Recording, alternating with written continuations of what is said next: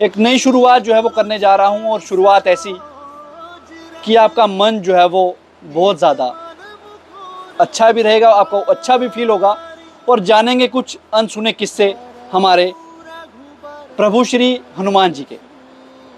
इस समय अभी मैं मौजूद हूँ रामलीला मैदान कठुआ में, और यहाँ पर हनुमान जी का मंदिर है, बहुत प्राचीन मंदिर है। अक्सर लोग यहाँ पर आते हैं, माथा टेकते हैं और अपनी मनोकामना जो है वो भगवान के आगे रखते हैं, और उनकी मनोकामना भी जो है वो पूरी होती है।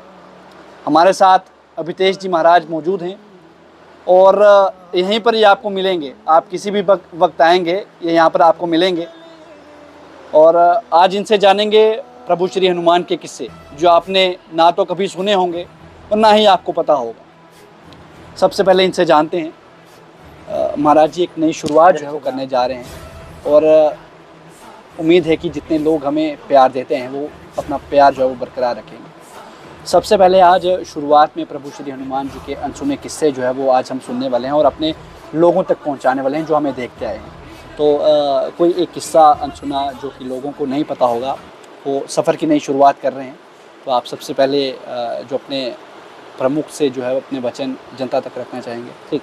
जय श्री राम जी। श्री रामलीला मैदान कठुआ, श्री हनुमान जी सुरसा माता मंदिर में सिद्धार्थ जी साथ में, और आज हनुमान जी को हम इसी मंदिर की घटना पे बात करते हैं। इस मंदिर में सबसे पहले हनुमान जी से पहले ही जो आते हैं वो आती हैं सुरसा माता। बच्चे, छोटे बच्चे जब इनके आकार को देखते हैं तो इन्हें भूत भी समझते हैं, पर लेकिन मैं आपको एक चीज़ बता दूं, जो अभी आज वैसे आपका बड़ा अच्छा दिन रहा कि आप श्रावण के समय में आए हैं। श्रावण का समय इसलिए क्योंकि अभी आपको पता है कि जैसे हमारा ये जो हिमाचल वाली साइड जब हम जाते हैं वहाँ पे नागनी माता के मेले चल रहे हैं इस टाइम पे। तो नागनी माता बेसिकली है कौन है? वो सुरसा माता ही है। अभी हमारे यहाँ शायद कठुआ में इस चीज़ में किसी को पता भी नहीं है कि सुरसा माता ही नागनी माता है। अब जो लोग वहाँ पर नहीं जा पाते हैं, असमर्थ होते हैं, क्योंकि वहाँ के कभी बच्चे नहीं लेके जाते हैं, बच्चे अपने साथ चले जाते हैं, जो नहीं जा पाते हैं वो यहाँ पर भी अगर आकर माथा टेक ले तो उनकी मनोकामना की पूर्ति होती है। क्योंकि ये सुरसा माता ये नाग कन्या है। तो जब सुंदरकांड का वर्णन आता है तो देवताओं ने इन्हीं सुरसा माता को भेजा था कि जाकर हनुमान जी का परीक्षण लो। क्योंकि जब हनुमान जी महाराज बालपन में थे, मात्र 3 वर्ष की आयु थी, तो माँ के प्रति बड़ा प्रेम, क्योंकि बच्चे का होता ही बड़ा प्रेम है। तो एक दिन हनुमान जी माता अंजना हनुमान जी माता को गोद में लेटाए हुए बच्चे को लेकर प्यार कर रही हैं, ममता है, क्योंकि माँ की ममता के आगे हर कोई झुक सकता है। माँ की ममता का वर्णन बहुत कठिन है करना, और वैसे वेद भी इन्हें नेति नेति कहते हैं कि माँ की ममता ऐसी ममता है। तो हनुमान जी महाराज आराम से सोए हुए बाल हनुमान जी को देखकर अंजना की आंखों से पानी गिर गया, अश्रुधारा बह गई। क्यों? क्योंकि वो पुंजिक स्थला नाम की अप्सरा थी, इंद्रलोक की अप्सरा थी, शापित थी। शापित होने के बाद वानर योनि पाई थी, वानर योनि पाने के बाद वानर राज केसरी जी संग विवाह हुआ। विवाह के बाद बड़ा परिश्रम करने के बाद हनुमान जी महाराज जी का अवतार हुआ।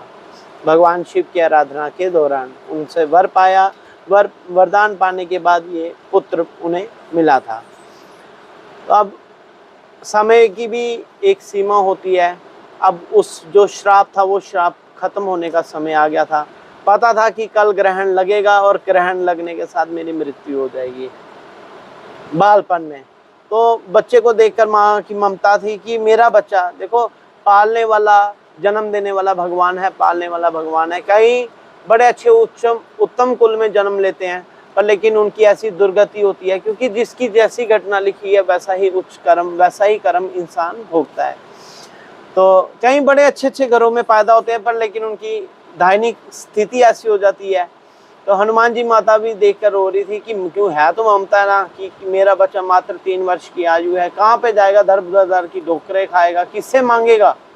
क्योंकि जिसका माँ का साया जिस बच्चे के सिर से निकल जाता है वो बच्चा ही जानता है कि उस पर क्या बीतती है, वो माँ जानती है उस पर क्या बीतती है। माँ रोती है तो जैसे हनुमान जी की हनु पर ये जो ठुड्डी जिसे कहा जाता है, यहाँ पे पानी गिरा आंखों का, तो हनुमान जी महाराज उठ गए, माँ से जिद करने लगे। क्या हुआ? माँ कहने लगी, पुत्र बड़ा समझाया, नहीं समझ में आई, माँ से पूछने लग पड़े जिद, क्योंकि बच्चे की जिद के आगे माँ को झुकना पड़ता है।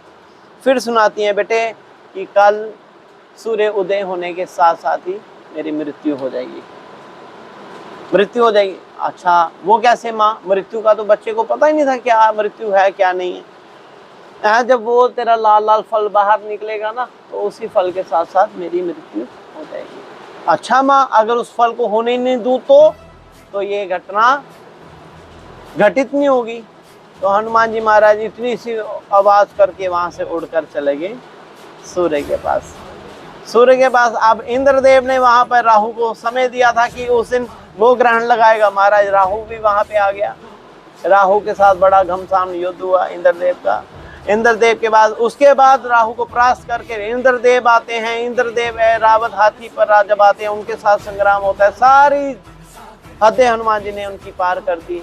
फिर उसके बाद जब युद्ध के बाद हनुमान जी ने सूर्य को ग्रहण कर लिया, मुख में डाल दिया, माँ के प्रति, माँ की ममता के प्रति।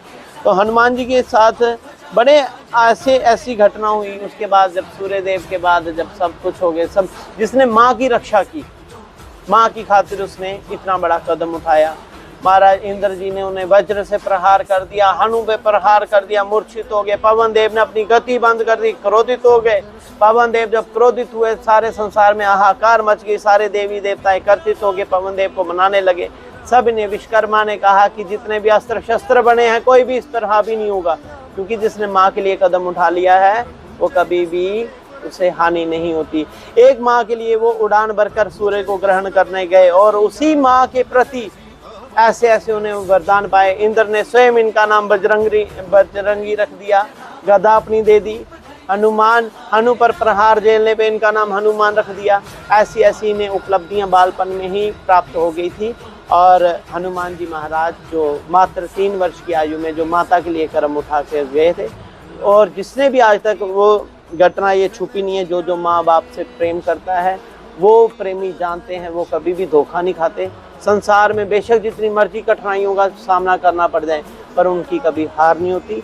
यही नियम, यही प्रेरणा हनुमान जी महाराज देते हैं कि अपने माता पिता की रक्षा करो, अपने माता पिता की सेवा करो, उनकी सेवा में आतुर खड़े हो जाओ, क्योंकि माँ बाप का जो सेवा है वो कभी भी निष्फल नहीं जाने देती। यही हनुमान जी की भक्ति और यही हनुमान जी की शक्ति।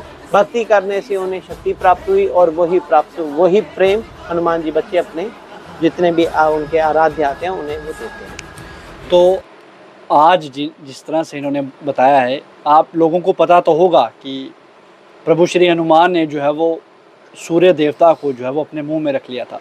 लेकिन क्यों रखा था, इसके पीछे का कारण क्या था, इसके पीछे की वजह क्या थी, वो आज आप तक पहुंचाने का हमने प्रयास किया है कि माँ की ममता किस तरह की होती है और किस तरह से प्रभु श्री हनुमान जी को जब पता चला कि कल मेरी माता जी जो है वो नहीं रहेंगी, उनका जो है वो कल उनकी मृत्यु हो जाएगी, और जिसके बाद प्रभु श्री हनुमान ने जो है वो सभी, जिस तरह से महाराज जी ने बताया कि राहु जी से उन्होंने जो है वो उनके साथ जंग लड़ी, जिसके बाद उन्होंने सूर्य भगवान को जो है वो निगल लिया।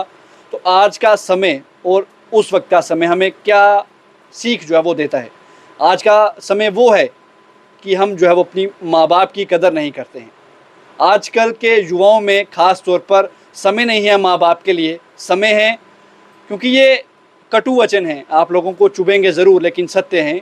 आजकल का समय जो बच्चे हैं वो गर्लफ्रेंड बॉयफ्रेंड में या फिर फ़ोन की गेम्स में या फिर अपने कामकाज में इतने ज़्यादा व्यस्त हो चुके हैं कि अपने माँ बाप को समय जो है वो नहीं दे पा रहे हैं।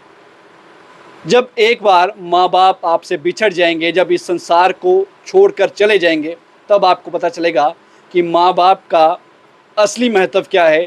जब आप माँ बाप को रो रो कर पुकारेंगे, जब वो आपके सपने में आएंगे, तब आपको पता चलेगा कि माँ बाप का असली मतलब क्या है। और तो हमारी यही आप सबसे अपील रहेगी, अपने माँ बाप के साथ रहें, अपने माँ बाप को जो है वो समय दें, और ख़ास तौर पर माँ बाप से बढ़कर कोई नहीं है। माँ बाप का जितना सहारा बन सकते हैं बने, क्योंकि अगर एक बार माँ बाप इस ज़िंदगी से चले गए तो वो वापस लौटकर जो है वो नहीं आएंगे।